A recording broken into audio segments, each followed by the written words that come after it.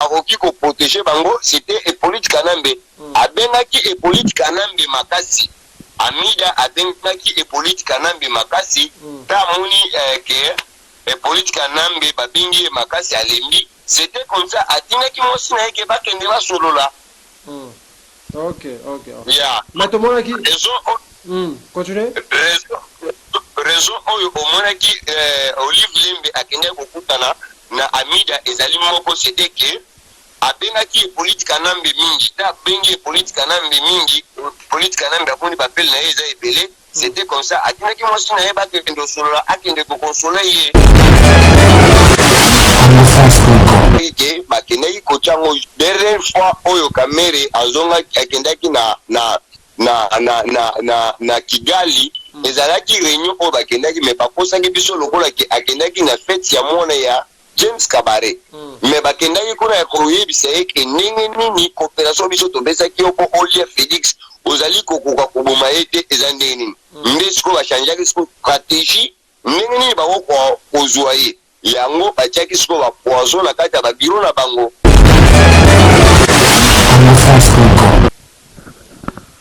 Merci beaucoup, mesdames, mesdemoiselles et messieurs, amis fidèles téléspectateurs de la 3xw.congofrance.com. Merci pour votre fidélité. Vous êtes partout dans le monde en train de nous suivre dans cette émission sur la pour la Congo, présentée par votre homme des serviteurs, Yannick Wenge, internationalement votre Yannick Wenge, Motatona na Katsi na Kibonzambe, mesdames, mesdemoiselles et messieurs. Vous êtes en train de nous suivre partout dans le monde. Bozuli Bakou, Yotala Biso, Bozana Kinshasa, Matadi, Lubumbashi, Kolwezi, Bozali na Est, Bozana Mbandaka, Bozali na Lodja, Bozali na partout dans le monde entier, na Johannesburg, Dirba, Cape Town, Boza partout, Bozala émission la Biso na Poto, partout na France. Tigete Kimi Ankolo, Ingela Omabota, Mwabino, pour vous rébeller, Bozaka. Dans le monde entier, mesdames, mesdemoiselles et messieurs, cette émission aujourd'hui, toujours la 4e émission, on a pour la Congolais, toujours. Makambo et les Kakalambo, Kalabiso, mesdames, mesdemoiselles et messieurs, le petit père d'un combattant, mon nez parafélie, à petit Kabiso, nous tenons à la Kimia, nous avons pour la Bino, l'issous, l'honorable Pita Mukendi depuis d'Irban, donc tout cela par rapport à Marambo et les qui, ils ont les cas toujours, Nambo Kalabiso, Congo. Honorable Pita Mukendi, n'a pas si on bodé. Merci beaucoup, Neonanga Yannick Wenge, Moutatondi na Bunzambe. Ok, na ministre bandeko bazola ndaona Congo France to uti na ko bungisa pakafeli combattant o to bundaki na ye toujours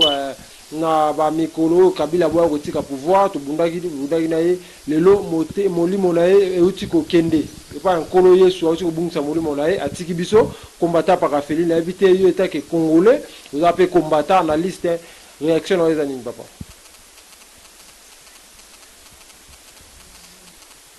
Moi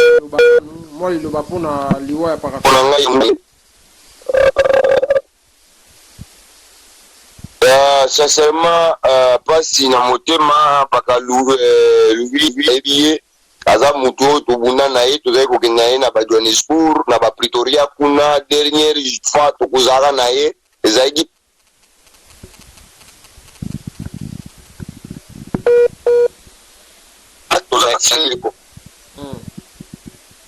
sincèrement natindi mes condoléances na ngai na famille na ye mobimba na baninga na ye na bakombata nyonso oyo bazalaka ya Jobour tozali ensemble pasi na motema ndenge touti kobungisa moko na biso. Ok, merci beaucoup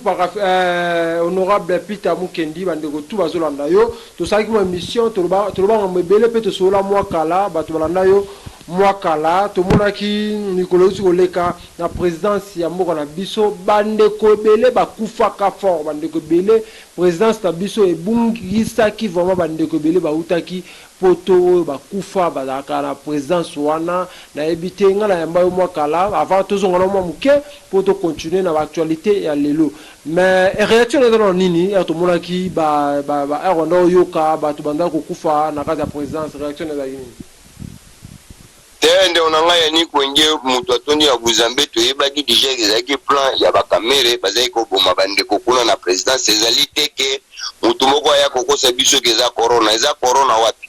corona ekoko koliaka kote moko te e bati mosusu bango basali cash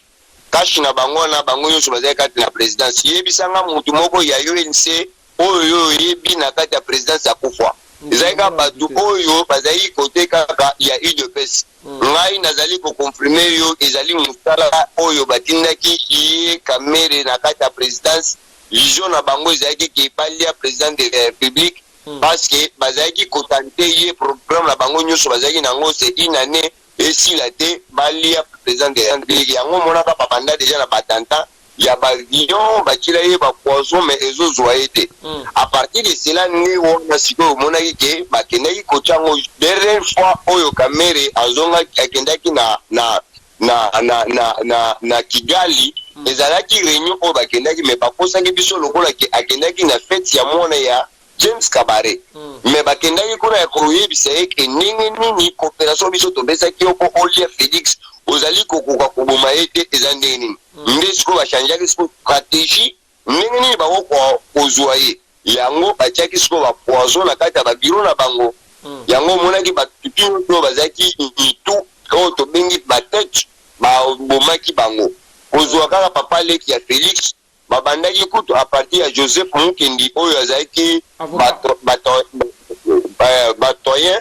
ya UDPS babomaki ye nde place oyo liwa ebandaki baboma wana baboma motuye oyo Mundele oyo akubaki na Kenya bakosa biso ke akoyaki tension ezalaki déjà action ya bapoison oyo bapesaki Vital Kamere po akende kosisa bandeko kuna mais vision c'était pas que aboma bandeko wana mais vision na bango ezali ke il faut bien éliminer Félix Tshisekedi tomonaki Vital Kamere bakangaki pe bakondamné ye 20 ans de prison na évité yo to sala émission trop loba mambo Vital Kamere azlongwa pembeni ya président Fachi lelo état de droit ekangiye dans la prison 20 ans de prison réaction zaki nini parce que vous avez kobeta c'était toujours dans ma émission que Vital Kamere azo bebisa président Fachi réaction nani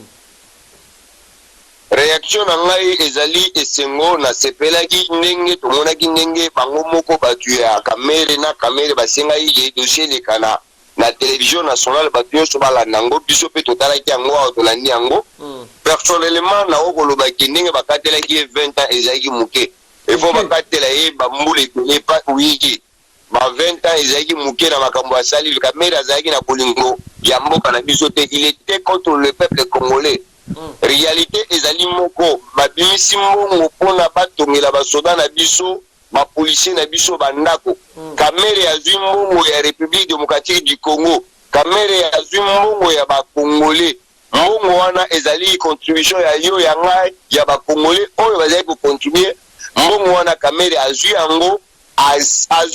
na famille biologique na ye ezali te famille politique bandeko ya UNC il faut ba comprendre loko moko ke na lobaka ngo kutu na moi ke Kamere azosala politique te ke akoma chef de l'état un jour Kamere azosala politique ya lokoso azali na besoin ya mongo apesa mwana mwasi wana Amida soki Amida yo omoni siko lelo place oto sukelaki parce que ngana lobango depuis kala bato mosusu bazali kokanisa ke j'étais contre Kamere on que en réalité na yebaki Kamere c'est quelqu'un oyo azalaki lokola moto babengaka FBI bakindaki ye na mission à partir ya Kingakati bakindaki ye na mission epa bandeko na biso ya batuti na Rwanda donc asalaki nyonso wana mbongo ayibaki wana ezali mbongo ya bakongolais basombi bahôtel na France basombi baimmeuble batongi baimmeuble na Congo wana na suka yango babandaki kobwaka ti na bamituka na balabala ya kolobaki mituka wana ezalaki ya bango te donc na mutuna na yo ezali kaka koconfirme yo ke Kamere na lobango ke Kamere akokomaka président de la République te maloba na ngai o balobaka ke maloba ya mutu ezali nani ekendaka na mai te mais ebimisaka ba vérité onga na lobaka yango yango eye kokondane Kamere azali pe mutu mabe ya kolakisa ke Kamere aboyaki kotia signature na ye po batu bakanisaki Kamere il était innocent azwi basignature ya bandeko oyo bazalaki ancien ministre oyo bazalaki kotravailler na politique anambe azwi na signature ya chef de l'état oyo asignaka déjà avant azangisi mikanda wana akutisi yango babimisi mbongo ya kolakisa ke mayele na ye mabe oyo azalaki yango nzambe akonfondre ye lelo tozali koloba azali na kati ya makala. Okay. Tomoneki Olive Lembe, mwasi ya président honoraire, akenda kotala Amida Shatir na ndako na ye mwasi ya kamere atali bango na éviter ya komona ki photo wana okoki koloba nini parce que Olive Lembe abwakelaka bango déjà jeton moko boye tango abosala ba élection que ba politicien mso bana bazwa basi ya ba musicien baloba mais tomoni subitement Olive ake kotala Amida réaction to pe analyse okosa les amis. Bon, ezali très simple que ezali ka batu ya sani moko kamere na mobali ya Olive Lembe bazali batu moko kamere atikala kotika mobali ya Olive Lembe te aza mutu na ye akala mutu oyo atomboli asali campagne politique nambe comme congolais c'est kamere malgré Olive Lembe azali koloba ke mutu moko te azali kozwa responsabilité ya mwasi na ye obi ya bana na ye te ezali kaka nde mwana donc dazo comprendre que pourquoi bazali ki koloba busuba wana mais information ezali ka moko ezali ke nani balingi bakanga ye Olive nani Amida na bambongo oyo bayibaki na mobali na ye ya okosa biso ke bazwaki mbongo wana na ba mariage or ke soki totali reine Angleterre mariage ya salaka omona ke mbongo azwaka etikala ata jamais mutu oyo toyebi reine Angleterre aza na ba relation ya makasi to kozwa par exemple Messi oyebi ke na monde oyo na azali parmi bato oyo bazwi mbongo ya va normal na misala na bango mais ta Messi asalaka nani mariage na ye tomona ba bien ya Messi ya mariage ekoki meme kozala pembeni te ata katikati ya mbongo oyo mwasi ya kamere na kamere bayibi mbongo na biso okoprendre deja ke kamere na mwasi na ye bamiyibi sikoyo eye kobima sikoyo ke Amida akomprendre ke dossier na ye ezali na parquet mutu moko oyo atikali lokola akoki koprotege bango c'était Hippolyte Kanambe abengaki Hippolyte Kanambe makasi Amida abengaki Hippolyte Kanambe makasi ta moni ke Hippolyte Kanambe babingi makasi alembi c'était comme ça atingaki mwasi na ye ke bakende basolola. Ok. Yeah. Maintenant qui continue. Raison oyo omonaki Olive Lembe akende kokutana na Amida ezali moko c'était que abengaki Hippolyte Kanambe mingi ta bengi Hippolyte Kanambe mingi Hippolyte Kanambe aponi papel na ye eza ebele c'était comme ça atingaki mwasi na ye bakende osolola akende kokonsole ye. Ok, maintenant ni caméra ngo bazosala ya pile sur le 23 le 24 ou le 21 boye pour ba pesa liberté provisoire na éviter okoyi koloba nini papa. Liberté provisoire bakopesa kamere azali na dossier mususu ce n'est pas que bambula kutu oyo tolobaki 20 ans wana ezaki muke kamere bazolinga nde babakisa ye lisusu bambula mususu na ba information naza nango na est na biso kozali groupe ya baboko haram donc bato bazali koboma bakongole wana kamere azali pe na groupe na ye yango wana omoni ba président nani États-Unis d'Amérique azali ko déclarer que il faut batinda bato na bango wana bakende koboma bato nyonso baza na kati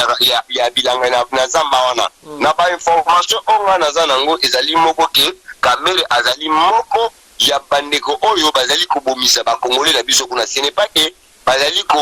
kolinga babimisa ye na prison te bazolinga nde bapakisela ye lisusu bambula mosusu atikalaka na kati ya prison wana. Ok, mpona yo moni atikala to abima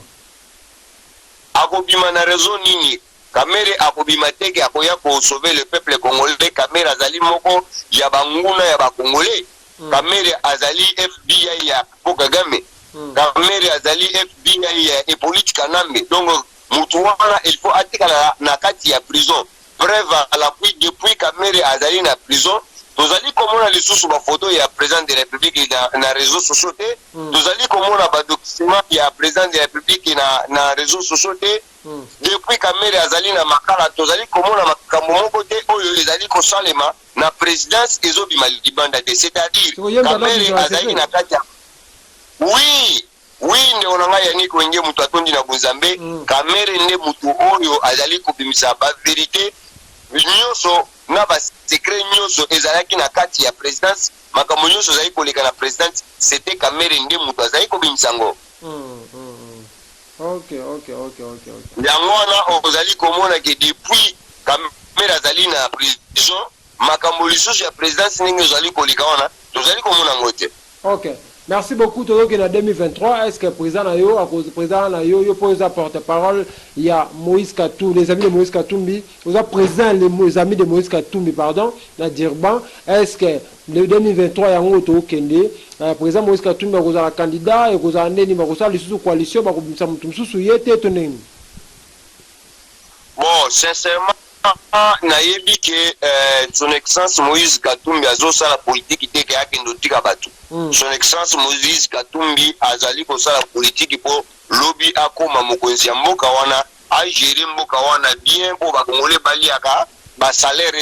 ezala bafutaka bakongole bapesa bato oyo bakozwa bapension bapesi bango mbongo. Donc nayebi ke soki bakosala coalition te, mais notre candidat 2023 c'est Moïse Katumbi Chapwe oyo le peuple congolais bazali kozela butu na moi soki bandeko bakondima va soutenir son excellence Moïse Katumbi personnellement na kosepela mais ezali te que nous en tant que les katumbistes tokondima Katumbi aza sima ya mutu parce que Katumbi azosala politique te akende otika mutu Katumbi azosala politique preuve à l'appui pourquoi nous les Congolais tonimi son excellence Moïse Katumbi azala liboso parce que na bien oyo asalaki parce que bango nyonso ndenge bazali wana nga nalobaka ngo butu na moi mutu na mutu alakisa mosala na ye oyo asali mpo na peuple congolais. Tu étais gouverneur comme son excellence Moïse Katumbi tomoni mosala asalaki oyo azalaki vice-président alakisi misala oyo asalaki peuple congolais oyo azalaki nani premier ministre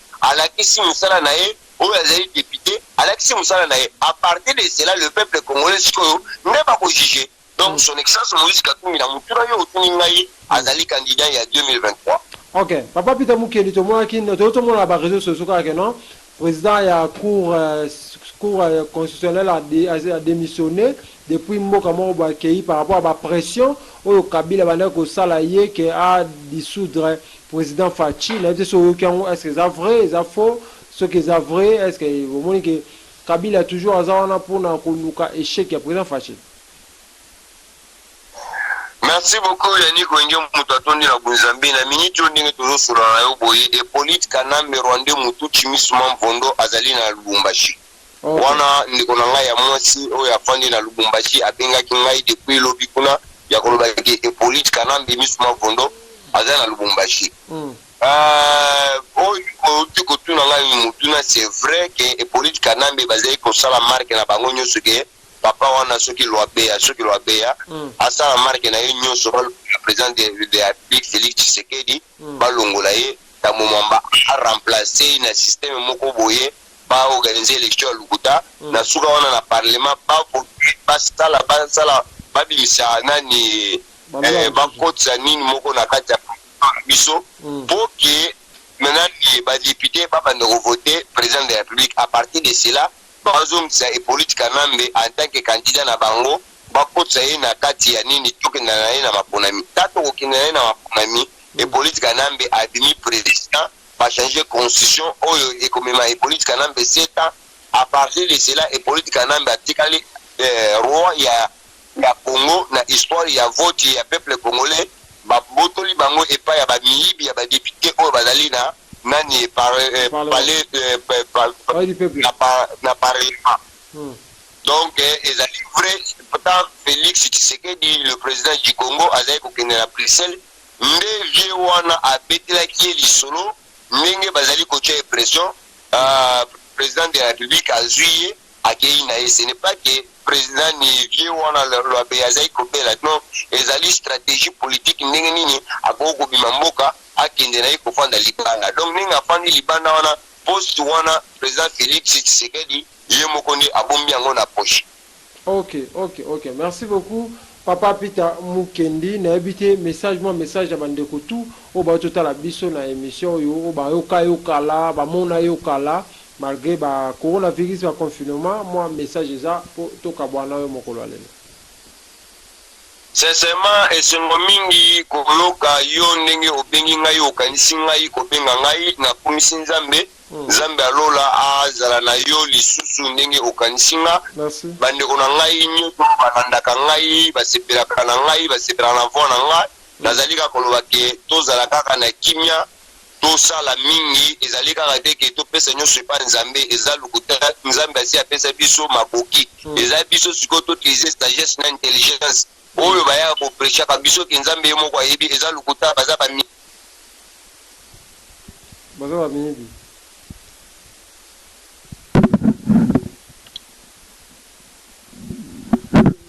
Mesdames, Demoiselles et Messieurs, comprenez vraiment toujours, on est arrivé à la fin de cette émission, Mesdames, Demoiselles et Messieurs. Donc, c'était pour moi un grand plaisir de recevoir pour vous. Continuez par rapidement. ezali biso totutilize sagesse na intelligence bakosaka biso te totelema mpona république démocratique du Congo ndenge mwa ndambo ya état de droit ebandi komonana totelema mpo état de droit torespecte yango ekende liboso mpo mboka na biso ezala libéré. Ok, pesa quelques mots te po tokabana na yo papa. napesi yo kaka yo moko Yannick Wenge moto atondi na Nzambe mbote ndeko na ngai Didi Lipumba na musika na France napesi yo mbote grande sœur na ngai Myriam Ndomba na France napesi yo mbote napesi mbote papa Oscar Rachidi na Bruxelles mbote moko ya bakatumbiste napesi conseiller ya son excellence Moïse Katumbi mbote napesi son excellence Moïse Katumbi mbote napesi honorable Francis Kalombo mbote napesi basali ya nzambe na bana nzambe oyo nyonso bazali kosambela na honnêteté na sincérité ke tolemba te tozalaka ya kotelema tozosambela tozotelema tozosambela tozosala eza te ke tosambeli tolobi ke nzambe ye moko akosala donc tosambeli totelemi tosali nzambe akoya na kati ya mosala donc moke oyo nazalaki nango mpona lelo ndeko na ngai Yannick Wenge moto atondi na Nzambe yango wana. Ok, merci beaucoup Papa Peter ndenge au disposaki tana yo pour répondre à la question la biso. Mesdames, Mesdemoiselles et Messieurs, nous sommes arrivés à la fin de cette émission. C'était pour moi un grand plaisir de recevoir pour vous par téléphone honorable Peter Mukendi depuis Durban. Je suis ici à Johannesburg. Tu sais que en Kolo ingela obanda kuma bino bozaki belé kota la émission yonde obeta kilibaku osaki libaku mabete kota la émission to sur la pona Congo na mbaki bino mwana mboka Peter Mukendi président des amis de Moïse Katumbi na partie d'Urban neto sur la naye par rapport à Makambu et les Kaka na mboka na biso Congo. Merci beaucoup parce que la fidélité la bino pe confiance vous avez belé bota la biso zokande si ma caméra ezaki artiste wenge mtozaki si ma caméra ndazaki soin ya image oyo merci beaucoup na fidélité pe confiance tika de kimi ankolo engela obanda ko mabino.